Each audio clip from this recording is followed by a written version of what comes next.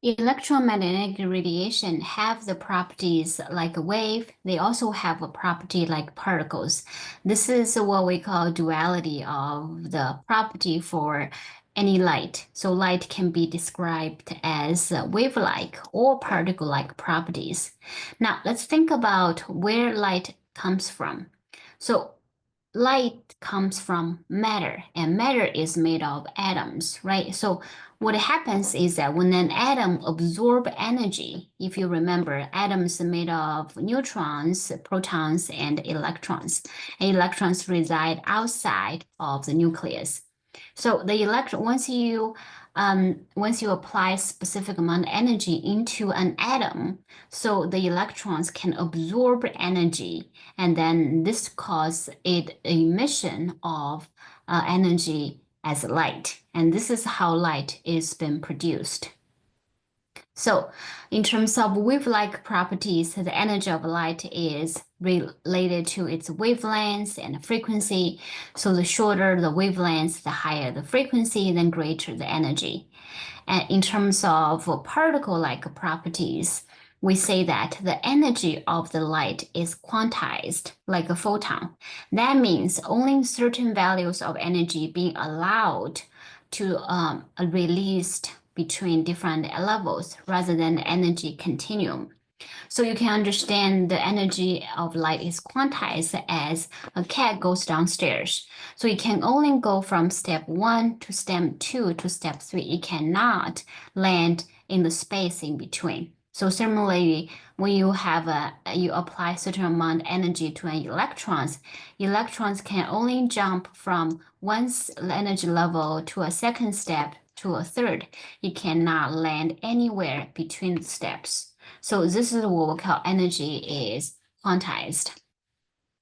Because energy is quantized, that means only a certain amount of energy can be released during the emission process, which results in the emission spectrum depending on the elements.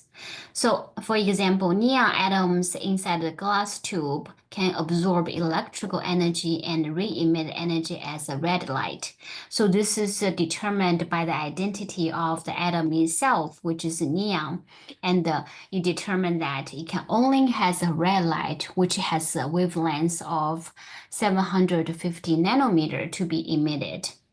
And then another example, for example, if you look at a mercury atom, the light emitted by the mercury atom is blue, while the light emitted by the hydrogen atom is pink. So different elements, they can only allow the emission of different type of energy, which results in different color of light we observe. That's dependent on the wavelengths. So the Niels Bohr developed a simple model to explain the emission spectrum of elements. So he proposed that, where, for example, if we look at the structure of an atom, you have a nucleus, and electrons, they reside near the nucleus and at a different energy level. Okay, so the closest one is the ground state, which energy level is 1. And there is also a second level, n equals to 2, n equals to 3, and n equals to 4, n equals to 5, and so on and so forth. So electrons travel around the nucleus in a circular orbital. So it's similar to the planetary orbital around the sun, but they can only travel at specific fixed distance from the nucleus. So electron can only be here, here, here, or there. It cannot be anywhere in between. And those orbitals, they are what we call atomic orbitals. So atomic orbitals are quantified by the quantum number, by principal quantum number, which is n. So the closest orbital to the nucleus is an energy level 1, n equals to 1. And then as we go towards outside, the energy level increase. So the electrons are getting further away from the nucleus.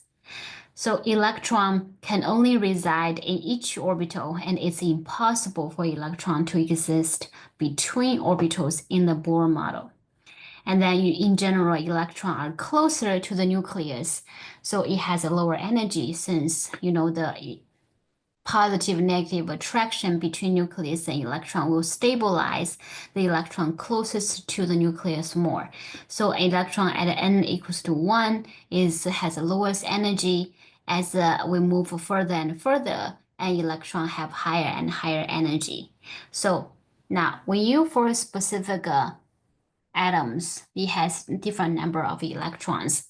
Then later on we learn about electron configuration. Those electrons will be put into different atomic orbitals. So valence electrons are a type of electrons furthest away from the nucleus and can be easy to be lost or gained until that results in the charged species. Okay. So now if you think back to different type of color that we see, let's look at where color comes from. So for example, hydrogen can emit 3 type of radiation. So it can emit 3 type of light, red, blue, greenish, and violet. And those different color lights, they have different type of wavelengths, which we learned previously based on the electromagnetic radiation. Now, when you have for example, when hydrogen have 1 electrons, right? So 1 electron resides in the lowest energy level.